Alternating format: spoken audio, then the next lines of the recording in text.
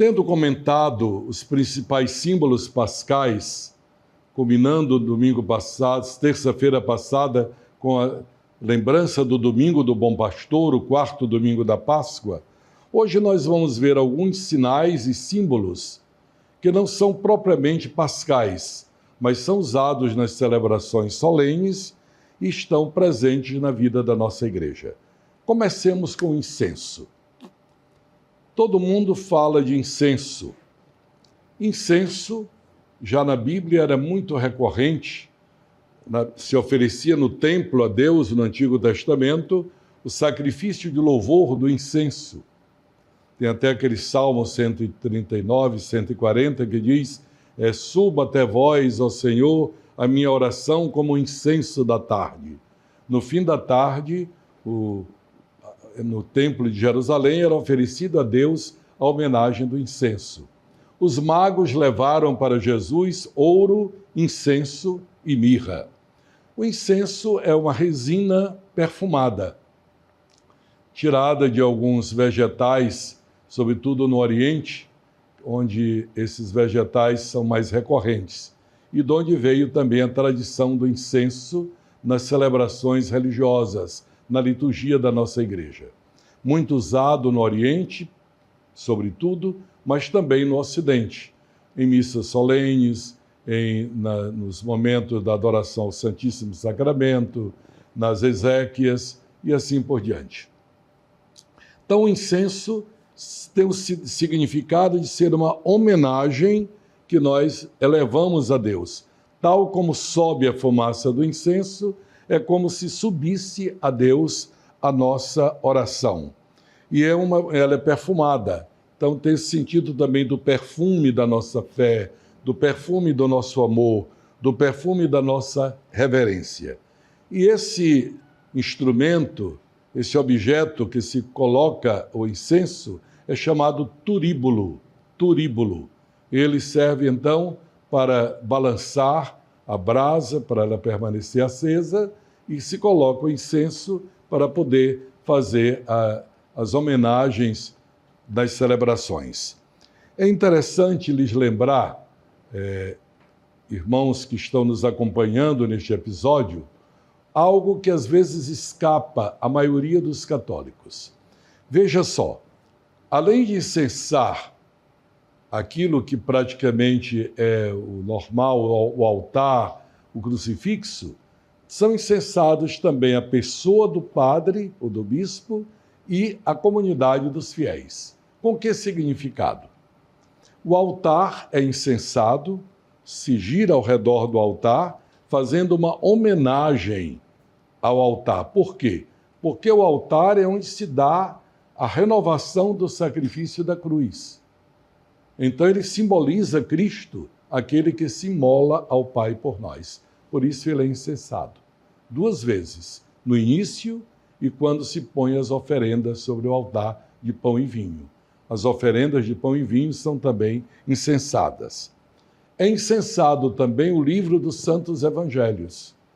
Na mesa da palavra, no ambão, se incensa, então, o livro dos Evangelhos, porque ali simboliza a palavra de Deus, que é Cristo vivo a falar por nós.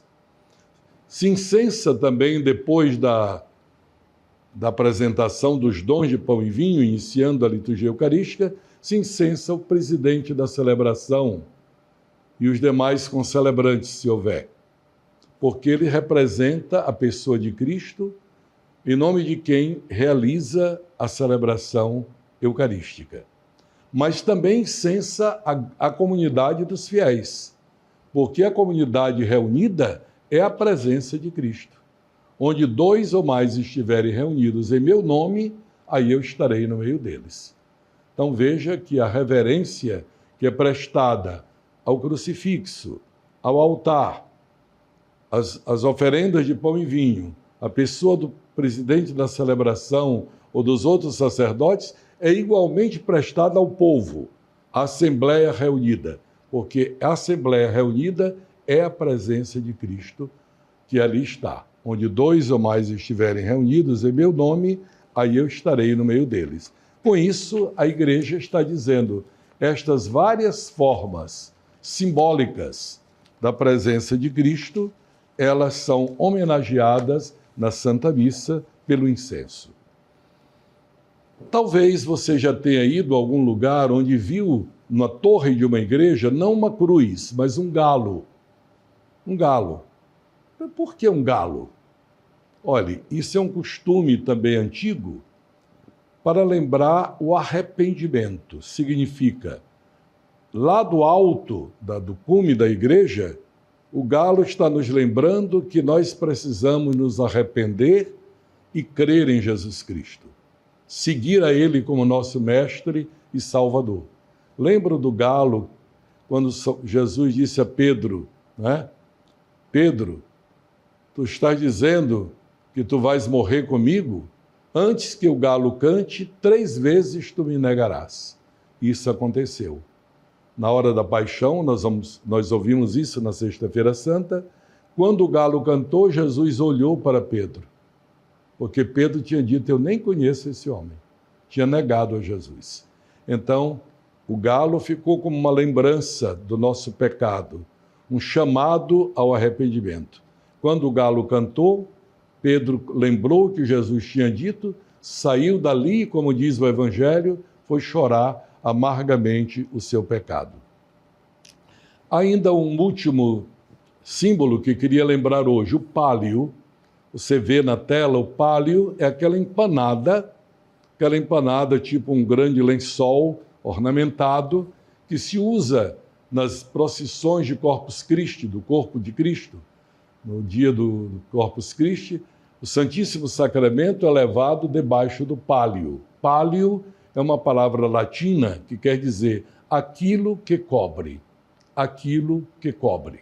Então, cobre exatamente para evitar o sol, para evitar qualquer impureza, sinal de respeito, cobre, então, o ostensório, que leva ao Santíssimo Sacramento, para que mostre assim o respeito que nós temos para com a presença de Cristo na Eucaristia. Mas pálio também, como você vê na foto, e eu tenho um, quando os patriarcas na igreja, os metropolitas, os arcebispos, recebem o pálio. Antigamente o pálio era algo que cobria as costas, era uma pele de carneiro que cobria as costas. Durante a celebração, o bispo usava isso. Naturalmente fica um pouco incômodo para o movimento, etc. Então foi sendo substituído,